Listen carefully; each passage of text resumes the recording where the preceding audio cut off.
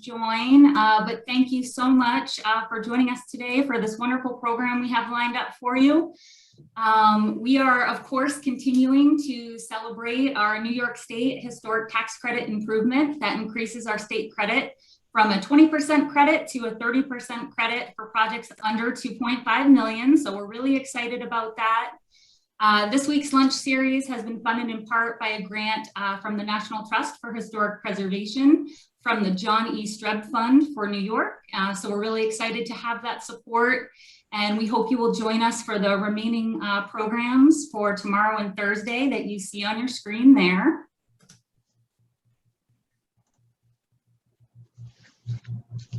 Just 1 minute, my slides are not moving. There we go.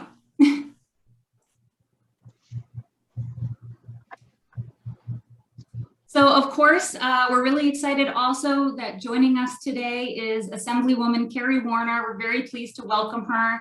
She has championed the New York State Historic Tax Credit improvement that was achieved this year. And we're so glad to be celebrating this win during the final days of May, which, of course, if you're following, is also Preservation Month. So we're really excited to wrap up on this high note. Having previously served as the executive director of the Saratoga Springs Preservation Foundation, the Assemblywoman serves as a proponent of preservation, not only in the 113th district, but also statewide. So I'm very pleased to welcome Assemblywoman Warner and turn it over to her for her opening remarks.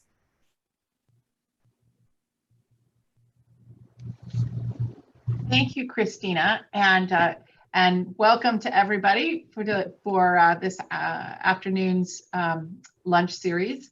And I'm thrilled to be able to kick off the conversation today. It was in fact a real win in this year's budget for us. As Christina mentioned, I've been involved with preservation now since the early 2000s, and it really is something that I feel really strongly that preservation is probably the best way that we can restore a sense of place in our communities, that we can adopt green strategies and be environmentally sensitive, and that the tax credits are a great tool to really direct private investment to doing restoration and rehabilitation to the benefit of our communities. The district I represent includes Saratoga Springs, which is often cited as a case study of the community that preservation built. Because way back in the mid 1970s, right around 1976, when the federal historic tax credits first came out, we had developers, young people who were, had more sweat equity than they had money, but they were smart about using the tools that were available to them. And whole neighborhoods were saved because of the tax credits. And even up until last year, there were big tax credit projects being done in Saratoga Springs. And it truly is a town that has taken advantage of these tools to bring in private investment, where private investment might have otherwise seen an old building that would just be easier to tear down than it would be to restore. So consequently, our downtown is filled with tremendous 19th century buildings that are really tell the story of the history of our community. But even outside those, we see these tools being used in other communities. Just last year in Hudson Falls, New York, which is a small former mill town in sort of central Washington County, a great project was done to restore and rehabilitate an old Masonic temple, a 4-story building. It had wonderful spaces in it, and the tax credits made it possible to really restore that building in an appropriate manner, adapt it for current uses, and it's a showpiece. And it was done because of the historic tax credits. So this is a tremendous tool for New York State and for our communities. But one of the things that the Preservation League really identified, as did the preservation colleagues, is that a lot of projects are smaller projects where the economics of it didn't really work with the way the tax credit was structured, and that we needed to scale it for a smaller project. So in smaller towns where you might have a building that was originally built to be, kind of a live above the store model, where the family that built the building would have had, say, a greengrocer or a mercantile on the ground floor, and then they lived in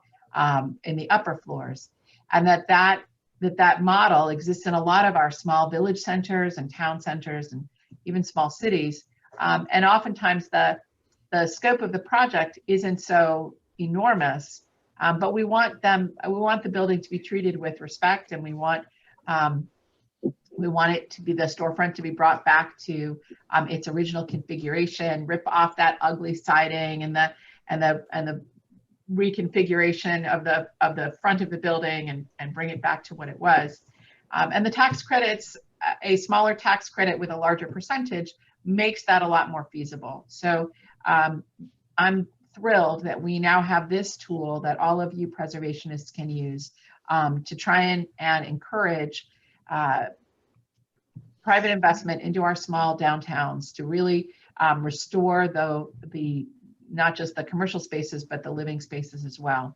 So I will end my remarks by just saying thank you all for the great work that you do in your communities to preserve the history of your community, to encourage and support restoration and rehabilitation projects. Because as we, just one other thought, as we talk about how do we transform our society into a more green and environmentally sensitive, climate sensitive society, one of the best things we can do is restore old buildings, because the greenest form of a building is one that's already existing, where we don't have to tear it down and then build something new. So thank you all for the great work you do. I think, Christine, if we still have a few minutes, I'm happy to take questions. If people want to pose them in the chat, Christine will curate those and read them off. Yeah, that would be great. Thank you so much, Assemblywoman. Yeah, if we have a couple folks that have questions, if you want to just unmute yourselves or put it in the chat, we can go ahead and have the Assemblywoman answer those quickly here.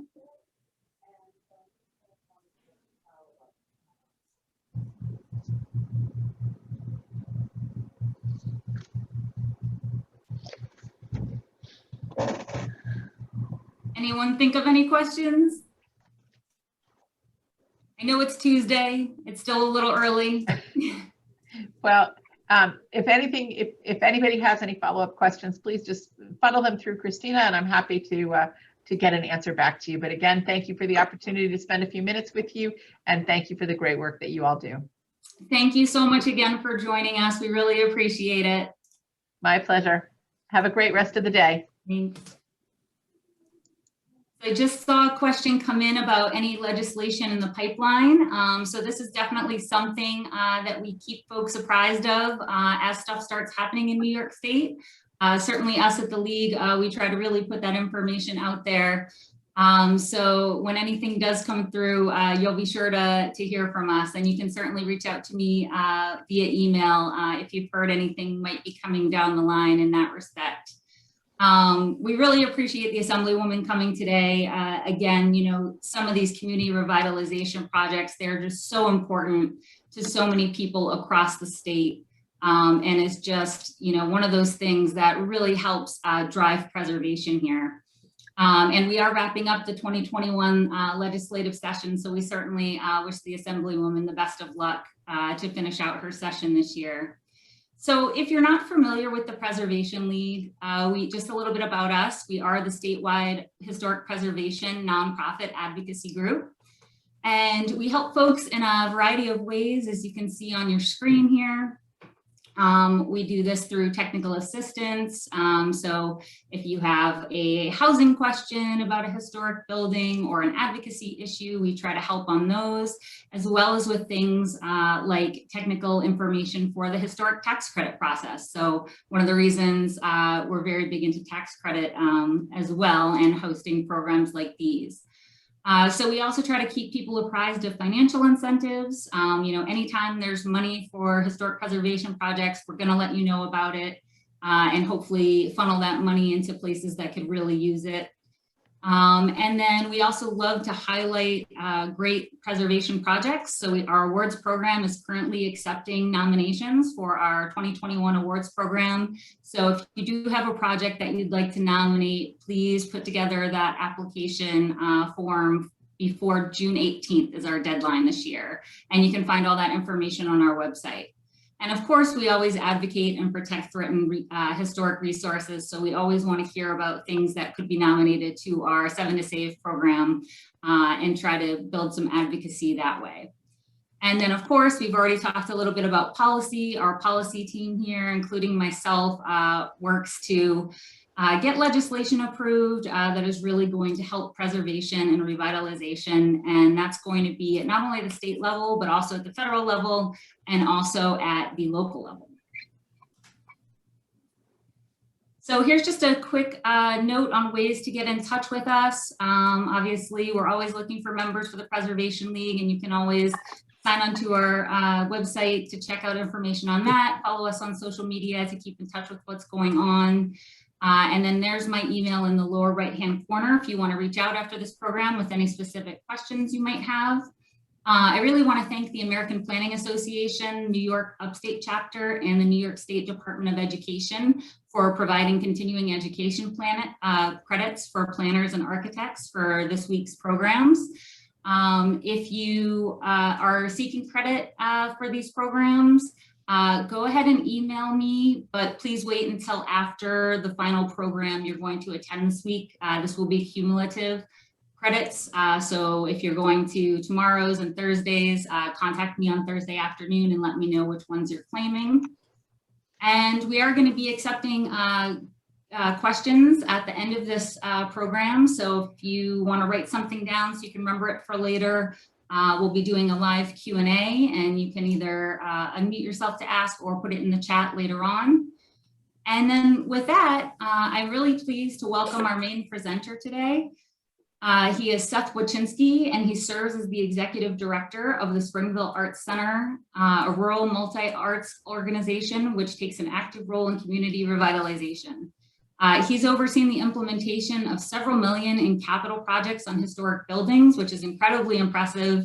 And he spearheaded the Arts Cafe, a project to convert a collapsed Main Street building into a performance space. And they have an art workshop, an artist residence, and public green roof centered around a bakery cafe, which is really interesting.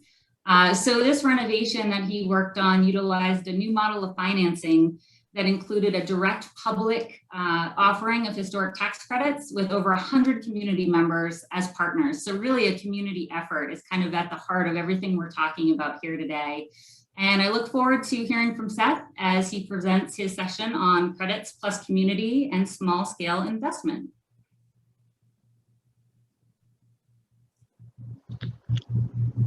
All right, let's see. Hello, everyone.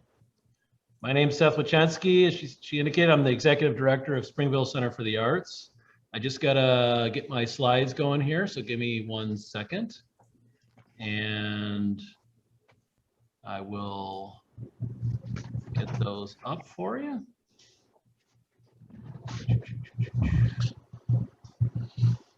Percent. Is that working, Christina? Yep, all good. Okay, great. All right. So, as I mentioned, I'm the Executive Director of Springville Center for the Arts, but I do wear many legally distinct but related hats as a result of this project, and I'll get into that a little bit. Let's see, in order to advance this, I'll move it this way. Okay, so I had an interesting experience. I'm going to talk to you a little bit about our project called Arts Cafe at 5 East Main Street in Springville. And in preparing for it, we did a lot of research. And when you start in the 1800s, you see pictures of these great multi-story buildings with people out in the street and kids running around. And with each passing decade, and over the course of fires and demolition and renovations, you can just literally witness this steady reduction of our downtown. You can witness 100 years of disinvestment. And buildings might have been rebuilt, but every time they get a little smaller, and you can see it happen. And it really led me to this question I began asking community members. Will downtown Springville continue to be a place? Because the trend was not looking so hot. So this is a photo of our project from Google Earth. And what you're looking at there is a giant hole. And that hole extends all the way to the basement. There's nothing inside of there. So, hit the wrong button. I'm going to talk a little bit today about swinging that pendulum back the other way, and about how we use this unusual combination of tax credits, a nonprofit, and community investment, making downtown Springville one step closer to the vibrant place we dream of. I'm going to share a little bit about our story, and I'll dig into some of the odd things we did to finance our project through community investments, and I'll talk a little bit about what we learned through the process. I'll try and keep it as brief as possible, and then we can kind of go through things in the questions, because there's a lot that we could cover. But my goal is to hopefully empower some of you to take on a project that maybe is a little marginal right now, especially small town projects or projects of a smaller size where the tax credits just don't quite fit right now. So just a little background, Springville Center for the Arts, we're located in Springville. It's a small community, about 4,500 south of Buffalo in Western New York.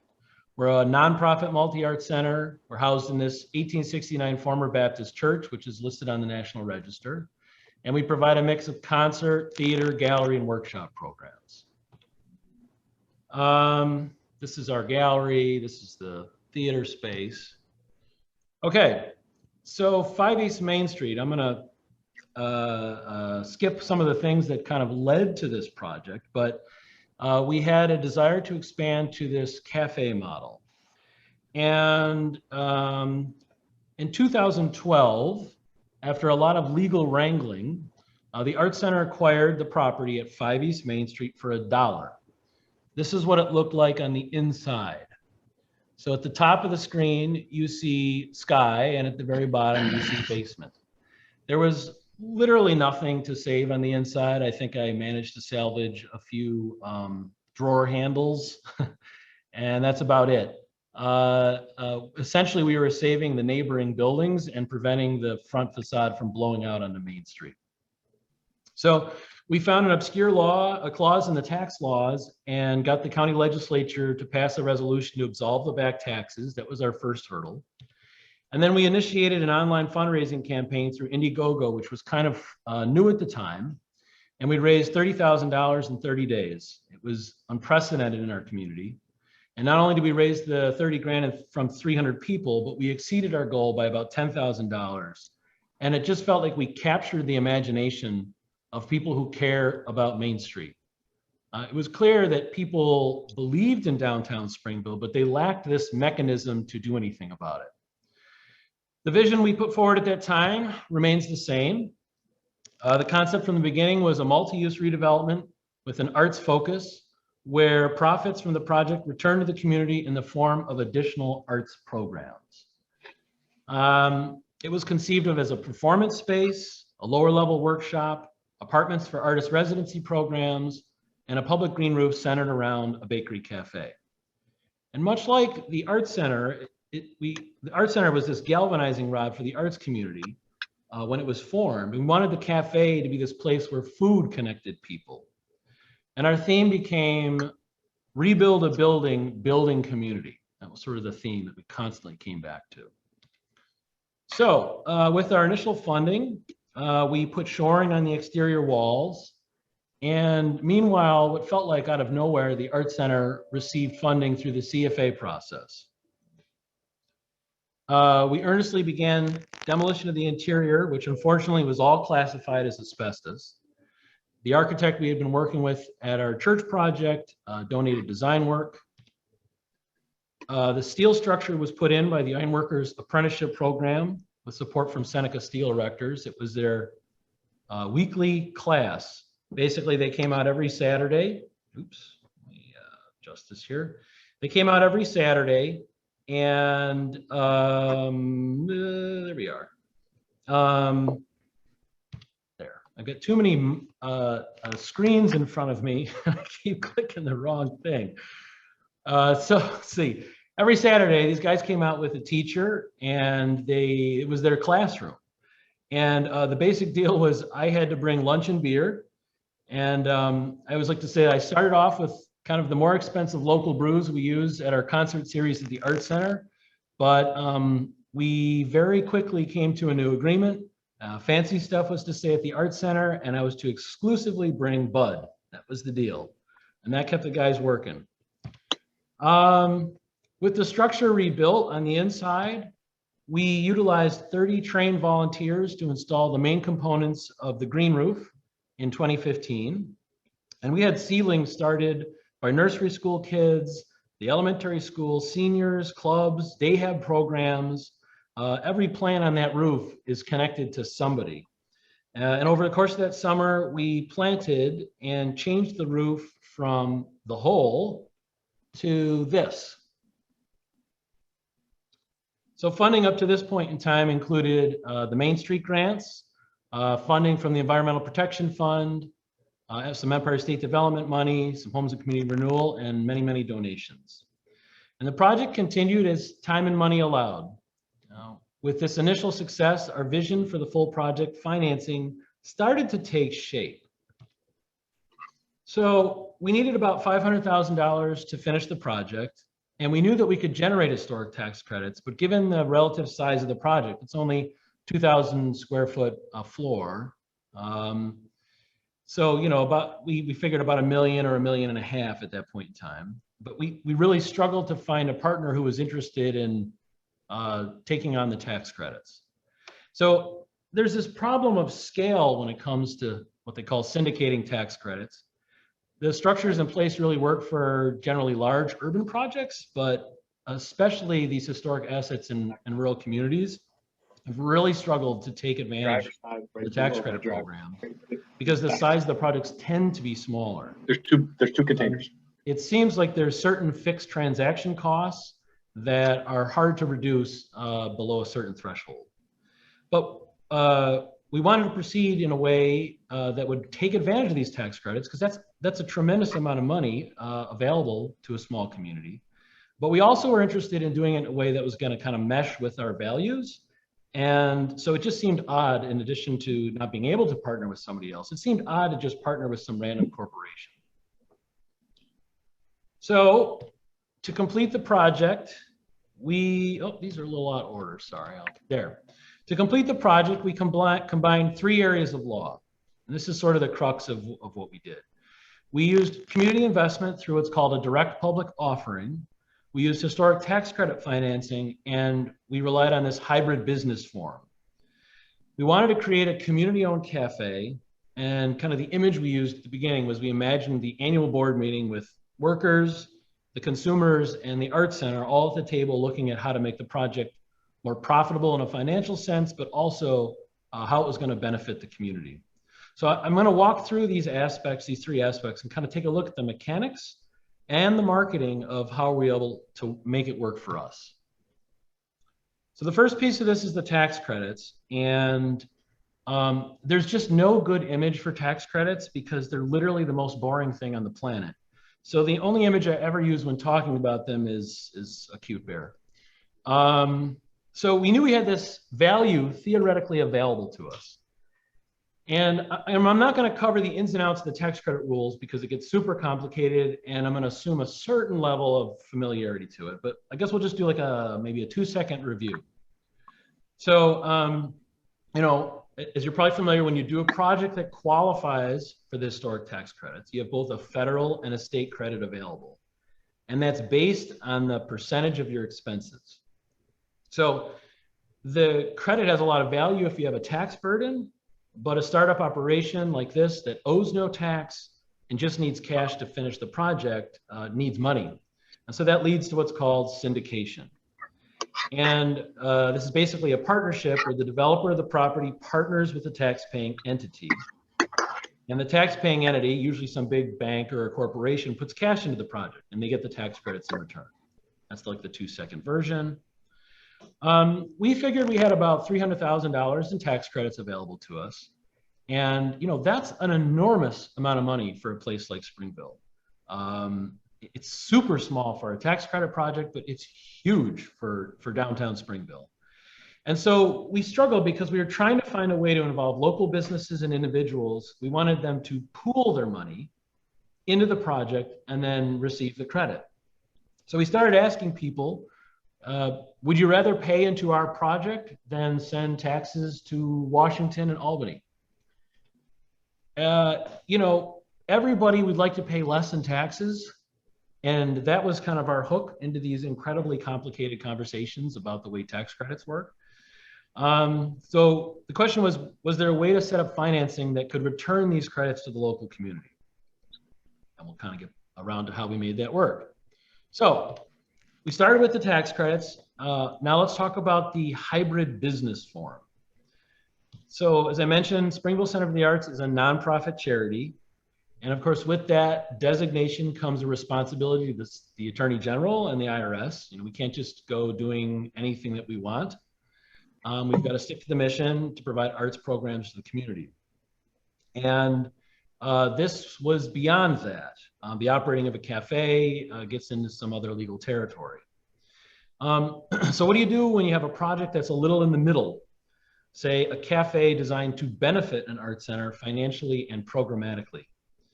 Or what if you have a project where you want to raise money not as donations, but as a socially driven investment? So I like to always talk about social enterprise as a little bit of a continuum. And on one end, you have your very, very traditional nonprofit. And on the other, you have your very, very traditional business. And there's a lot of gray area in the middle.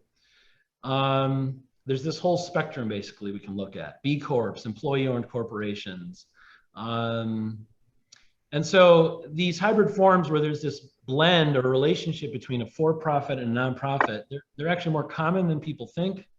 You can take any museum with a restaurant in it. These are typically two different legal entities, but you don't experience it that way. It just seems like one seamless thing. The restaurant sales support the nonprofit, but for legal reasons, they have to be separated. So you can kind of think of this whole thing as three legs to the stool, right? The first was tax credits. The second is going to be this hybrid business forms. For the second leg for us, we had to expand the capacity of the nonprofit to include really a series of related business entities. So we created a separate entity to operate the cafe. We created an LLC to manage the redevelopment of the property. And we also created an investment, a community investment LLC, and some other things too. It's a giant pain. Every week I have to go through the bills and the books for each of these three separate entities. But it enables us to operate and enable us to access the tax credits. So I'm not going to get too much further into the weeds on any aspect of this. Again, I can answer that in the questions. But what we envisioned was a business that operated with a mission, was overseen with a board with representation of the workers, the community investors, and the nonprofit art center.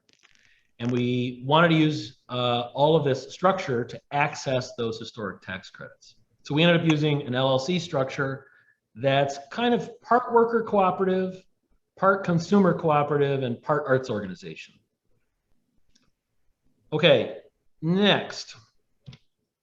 Oh, sorry, here is a slide that's, you're not gonna get a lot of this in 2 seconds, but this starts to show the relationship between all these interrelated entities. And there's a lot of crossover and ownership between these different things. And we can geek out on that later on. So let's talk about the third leg of the stool. We're going to talk about investment. And so, you know, as a society, we collectively invest in big box stores, really, if we get down to it. I imagine most people on this call own some amount of stocks and mutual funds, a 401k or IRA or something of that sort. And I'll just guarantee that the majority of the people on this call, while caring about historic preservation or downtowns or community revitalization, we've all bet our entire retirement on the success of the other team.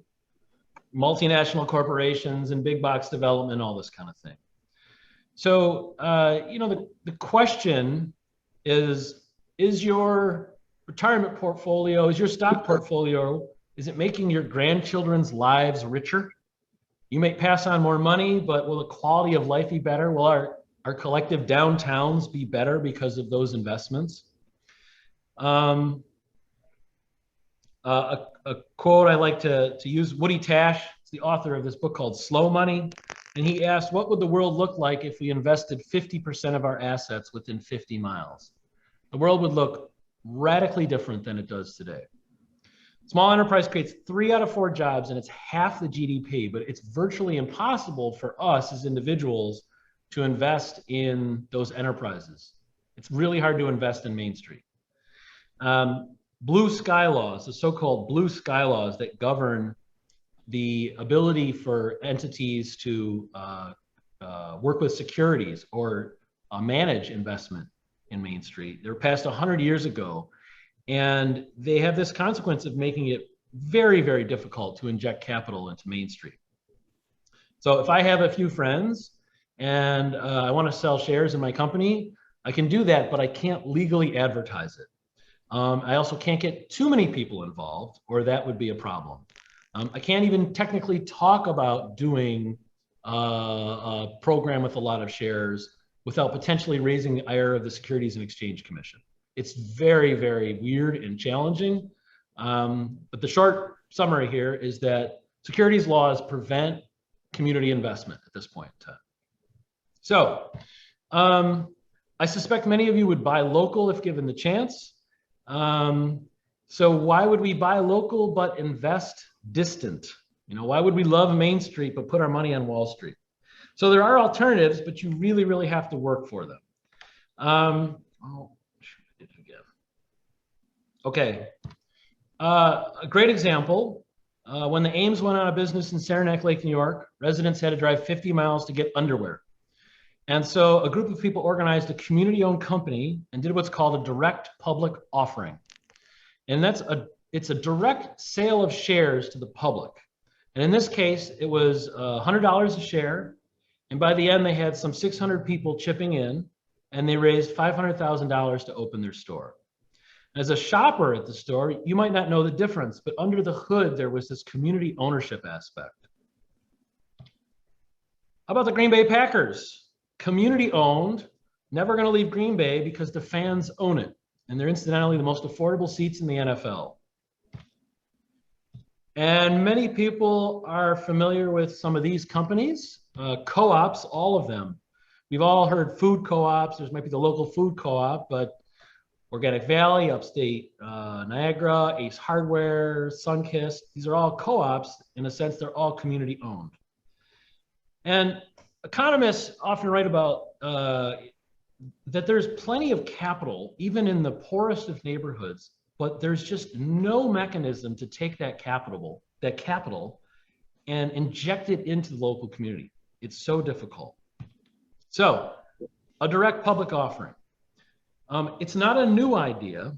There were these 2 young guys, Jerry Greenfield and Ben Cohen, and they operated their business out of a renovated gas station in Burlington. They wanted to expand and wondered if they could fund their expansion by raising funds from the fans of their product. So this is 1984. They began advertising in newspapers and going to county fairs and selling shares directly to the public for about $50 a share. Within a year, they raised $750,000 and they became the household brand we all know today as Ben & Jerry's. Ben & Jerry's isn't an isolated case, but DPOs are certainly not the norm either. DPO, direct public offering. They're not without challenges. When you're buying a share in a direct public offering, you're buying it directly from the corporation or partnership. And so there's no marketplace to resell your shares. You can't just call up your mutual fund and cash out. It's a little more complicated. So we wondered, could we set up a system where people invested their money in the community? They wouldn't be giving it away, but they wouldn't be getting it back anytime soon either.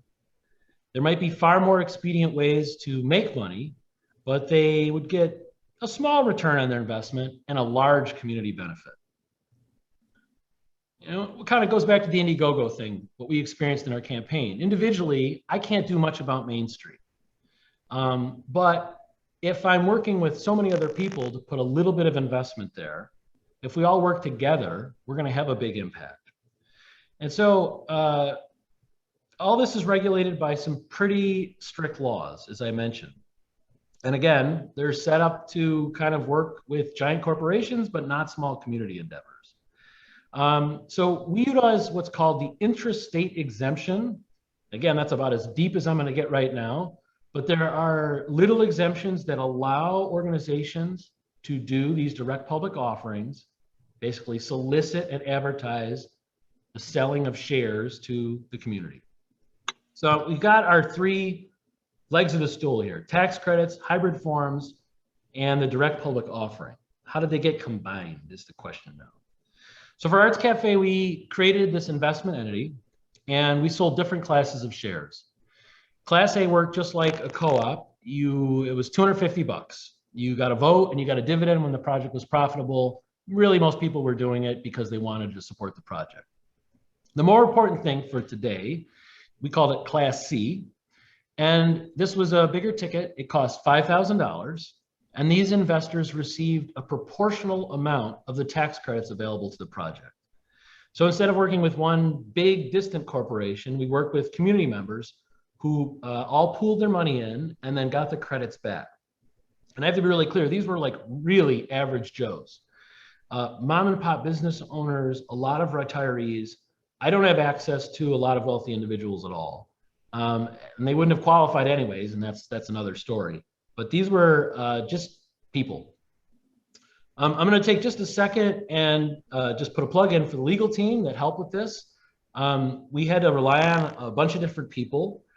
And when we started this process, we called a lot of places, and we got told over and over again, yeah, this is a really nice idea, but we can't make enough money off of it, so good luck. So I'm ever indebted to these people here and more. Jonathan Johnson helped with the securities aspect. Jim DeBellis was the accountant. Rich Rogers from Borelli and Yachts. I know Jason Yachts is doing one of the programs in a couple of days. They were really instrumental in our program. And we had a whole team of people that work with the marketing side of the whole thing.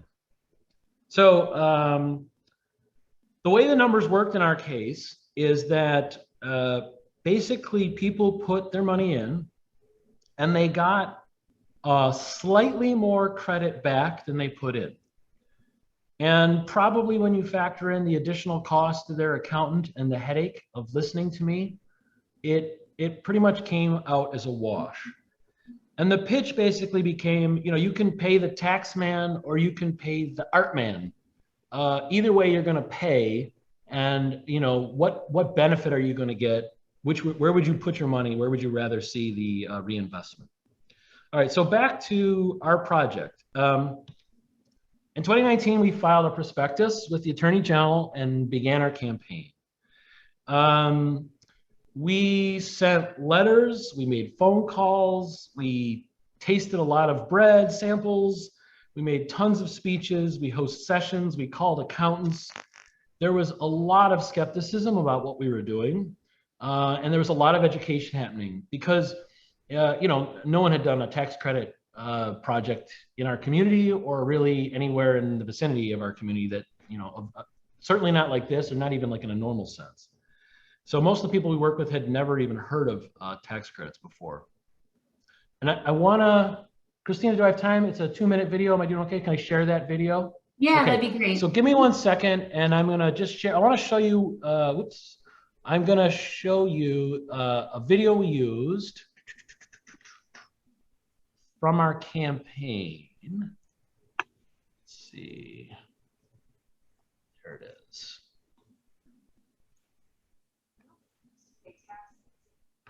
Oh. I don't see it yet, Seth.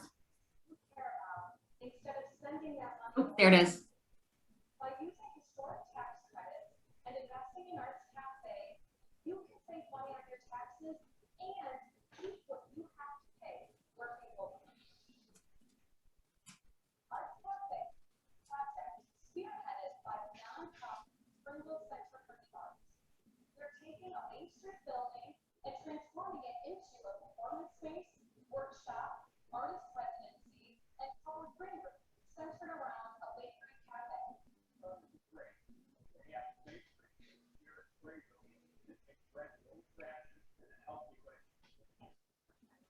to invest my money than to invest it in Main Street Springfield. Our cafe bring up community, you decide exactly where that money gets spent and what it gets spent on. Historic tax credits are developers and big corporations, but they work for small businesses and individuals too.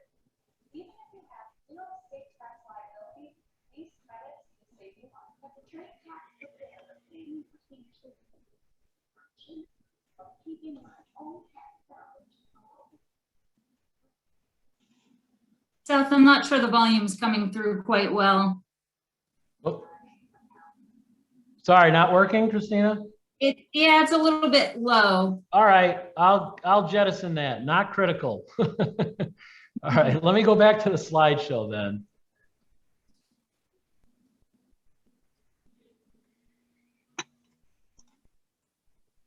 All right, so I guess what I wanted to just sort of convey is that, you know, I'm talking about some of the technical aspects.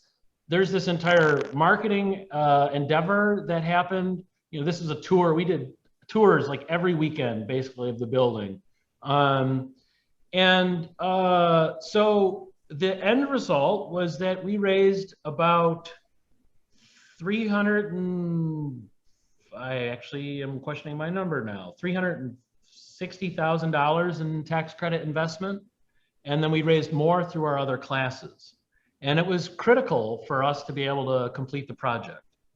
In 2019, we completed the main construction right at the very end. We got our certificate of occupancy just in time. In the very beginning of 2020, on Leap Day, we held an event for our owners to celebrate this new, phase of the project. And then the pandemic hit very soon thereafter.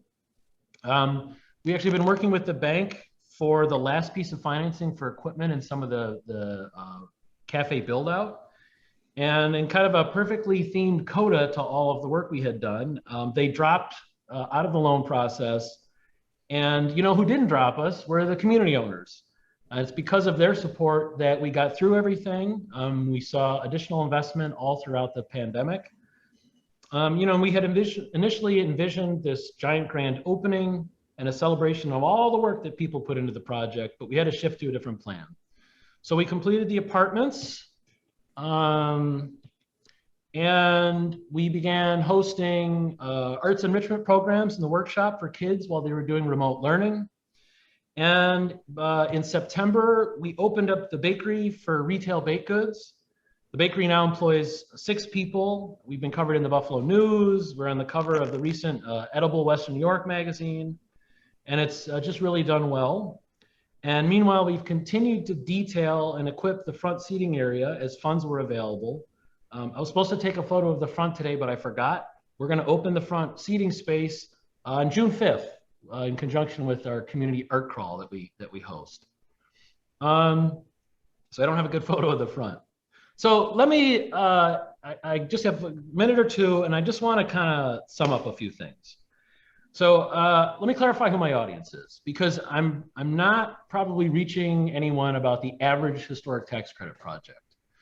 And under the current laws and restrictions, doing what we did was just too complicated and costly. So I'm really presenting this information to the hyper dedicated community warriors out there. And these are the people that are going to do anything and everything to save whatever building in their community. When we started this process, and just about every step of the way, we were told no over and over again. I've been told that what we were doing was just crazy and stupid so many times. We were told it by the lawyers, people in local government, just about everybody. So I want to push back on that for a minute and encourage you to do the work. Because really what's crazy are the circumstances that lead to these problem buildings. For us, it was a downtown building literally at the most important intersection in our community that had collapsed in on itself and had more than $150,000 in back taxes. That's the crazy.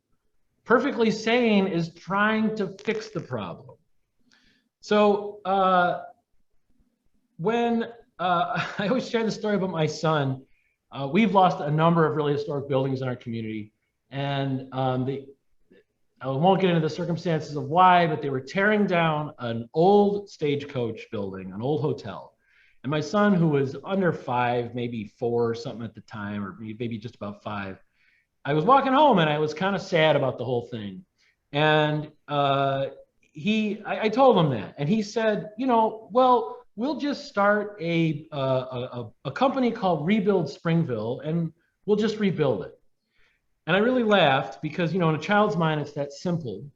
But in the reality is, that's how it's done. You just start a company and rebuild things. We're the makers of our environment here. We do have the ability to do this. But we choose, and this is a key thing, as a society, to put our money elsewhere. We don't put our money on Main Street. So I hope that somebody out there can use our model to, in some way, to find a mechanism to put money on your Main Street, because it is possible. I mean, I guess the question is, can you put historic tax credits to work on a very small scale? Can you build true ownership of your Main Street, and can you build a way for people to invest in Main Street? The answer is yes, you absolutely can. I'm going to leave it at that. I'll take questions. We could go about 20,000 different ways. I don't know if I'll have time to answer every specific aspect, but I can follow up with other information. Happy to share things like our prospectus or any of the stuff that we put together, because I certainly hope that all the work that we did can benefit some other community in some way, shape, or form. So I guess I will skip forward. There's our people there. I'll leave it at that. Thank you so much, Seth. I just want to say that I really enjoyed hearing your experience, and hopefully other folks can benefit from that as well. So yeah, if folks have questions, feel free to unmute yourself and just ask them. We can be pretty casual here, or you can write it in the chat. I'd encourage you to save those really intricate financial questions probably for tomorrow's webinar. Just because we will have some really great financial experts with us, and they'll be able to answer questions through their presentations and afterward as well. But to hear more from Seth, if folks have any questions, we'll go ahead and open it up now, and then we'll try to wrap up a couple minutes before 1 so everyone can get to their next meeting or appointment. You want me to just pick off some of these on the list? Because I see a few on there already. I can. Yeah, why don't we, I see Catherine has her hand up. Let's go to Catherine first, and then you can start going through the list. Okay, however you want to facilitate it, you let me know. Okay, hi. So Seth, this is really fantastic. I am actually a social enterprise. I'm a new LLC. I purchased a dilapidated historic building in a small rural town, which I'm committed to restoring. I'm actually looking to do a hybrid, and I'm looking for a nonprofit partner to help me access some other opportunities. Does that work from where you're coming from? Because I also have people telling me I'm crazy. But I'm looking for these innovative models of kind of spreading the risk, bringing in community, but also accessing all the resources I can to make this affordable. Sure. And I, by the way, and I did pull my money out of my retirement investment to put into this project, so I am putting it locally. Yeah. So a couple of things. I always like to say that, look, what we did, it's never the exact model in every location. It's always going to be a little different because circumstances are going to be different.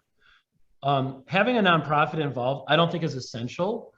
For us, what was really key was that we had, because of the nonprofit, this pre-existing set of relationships. So an existing set of members, we weren't coming out of nothing. So when I called a community meeting to talk about the project and make a presentation, of course, we were reaching out to Arts Center members. That was the starting point. And I think that's really important from a marketing standpoint. You got to have those networks, but it's not essential to, it's not really essential to the project. It's not essential to accessing the historic tax credits. Many historic tax credit projects don't involve a nonprofit at all.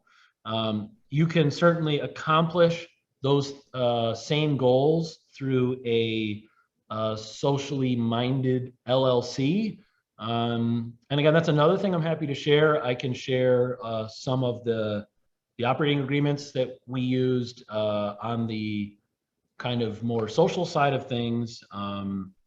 I'll find some way to get it to Christina or something like that. We can kind of get that stuff out. But it's not essential. I would say if you need a partner that's a nonprofit and there isn't one that's readily available right locally, maybe you need to look regionally and see. But I guess the question back to you, which I don't expect an answer right now, but the question back is, why do you need the nonprofit? Because you probably can do what you need to do without it. Well, actually, I want to access the Preservation League of New York Technical Assistance. Ah, yes. Well, it's not hard to start one, but that's an option, or finding a nonprofit that could kind of provide that umbrella cover is an option sometimes. The technical assistance is definitely helpful. And again, for our model too, so I lied, because what am I saying? You know, for us, it was critical because we used grant funding in the beginning of the project. We had to have that nonprofit. There was no way. Our project was so upside down. We spent gazillions of dollars trying to get it to the state that most people start with, you know, flatness. We were in the hole. We had to get back up to that. What else we got? Seth, did you say you saw a couple in the chat? Yeah, I can share the presentation. Let's see, I'm just going through. I'll put maybe why don't I do this? So the cafe has its own website. It's artscafespringville.com. And I'll create a page on there where I can share a series of links, so it's all together, that will have our initial perspectives, because we actually did maybe 4 or 5 prospecti over the course of the project. So we'll do our initial one that has all the tax credit information. We'll put on a series of videos that we used. I'll put on the operating agreement that kind of shows how we built in some of the feel-good stuff into the business.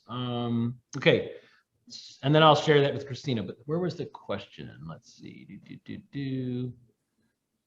Okay, I'm going back to the top. Examples of Main Street investments beating the return on investment of Wall Street investments, especially in a historic tax credit context. Okay, so I guess to restate that question is, you know, is Main Street more profitable than Wall Street investments? Well, it depends on who you ask. Over the course of the history of Wall Street, you know, the average rate of return, when you compare it to other investments like businesses and Main Street and things like that, it actually doesn't fare that well. Wall Street goes up and down. And when you factor that in, it's really not that amazing a return. Some people do really, really well, but the bulk of us really don't. I think it depends on how you structure your deal. So we structured our deal very much from this like swap mentality, because we knew we had enough buy-in from the community to do so. They talk about the spread. What is the spread? You put your money in and what do you get back? And for us, we basically said, you put your money in and you get your money back, and that's about it. Now, I mean, that's not entirely true. Some people did really well with us and they were ecstatic, and they basically were like, look, if I can save, you know, money, it doesn't matter how much it is, I'm great with it. But that was about how we structured our deal. And you can structure your deal in a number of ways. It just means that you have less money to use towards the project. So for example, if you got $100,000 in tax credits and you sell $100,000 in investment, you're actually losing money. I won't get into why. People are actually going to lose a little bit of money. If you only sold $50,000 in investment and you got $100,000 in tax credits, you're giving away a lot of tax credit for the investment. So that kind of depends. Michael Schulman is a great author who wrote a series of books about Michael Schulman, about Main Street investment. And, you know, there's a whole, I don't know, 10 books I would say that are like the canon for Main Street investment, and they make a pretty good case. Seth, can you quickly mention again who owns and operates the cafe? Okay, so yes, so Arts Cafe Management is an LLC that I gotta be careful, that owns the business and operates the entire space. They operate the cafe, they rent out the spaces. And that is actually structured with worker ownership. We're not satisfied to keep it slightly complicated. We have to make it as complicated as possible. So we have worker owners that work there, and we have regular employees as well.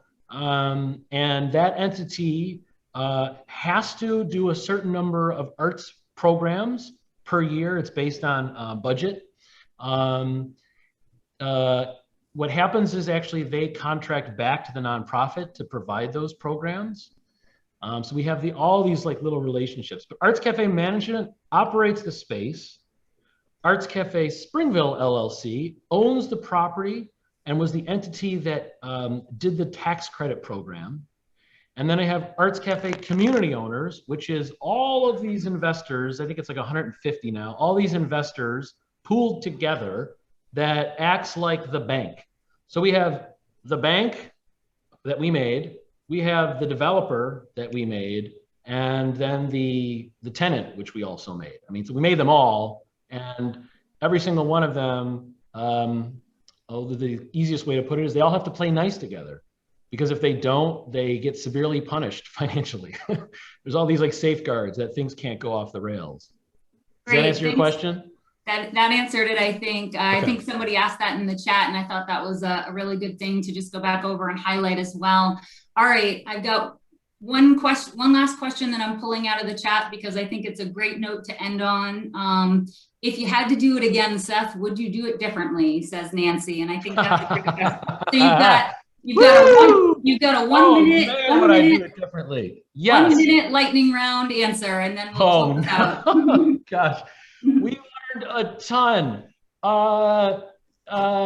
It's like giving birth, I'm told, right? You don't remember the pain, right? So right now it's all gravy at this point in time. It certainly gets easier. You know, when we started with a hole in the ground and no money, it was really tough. And it just got easier and easier from there. We learned a ton about how to market it. That's how we would do it differently. And I guess that's probably, I don't have time to kind of give the overview of that. Again, I'd be happy to share that some other way, but we would approach the marketing of the tax credits fundamentally differently. I mean, the short version is in the beginning, we approached businesses and we thought we could get these mom and pop businesses to participate. And we learned very quickly that these businesses, actually even bigger businesses, they don't know anything about their taxes. They're totally clueless. And so we had to go then basically retired people because they had the time to listen to me, first of all, and they were actively managing their funds. And that was the sweet spot. We started to find the sweet spot. And over time, we learned how to talk to people. We ended up going right to their accountants after a while and just calling accountants and saying, look, we talked to your client. This is the deal. Because if we relied on them to repeat it, it was like a mess. So yes, there's a ton of things we do differently.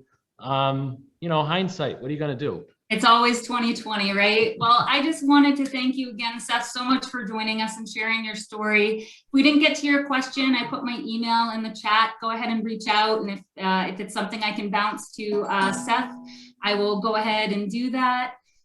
So please let us know. And this recording will be up on YouTube as well in the coming days, so keep an eye out for that. Thanks everyone so much. We hope you'll join us tomorrow and Thursday for our remaining webinars in the series. And we'll talk to you soon. Bye, everyone.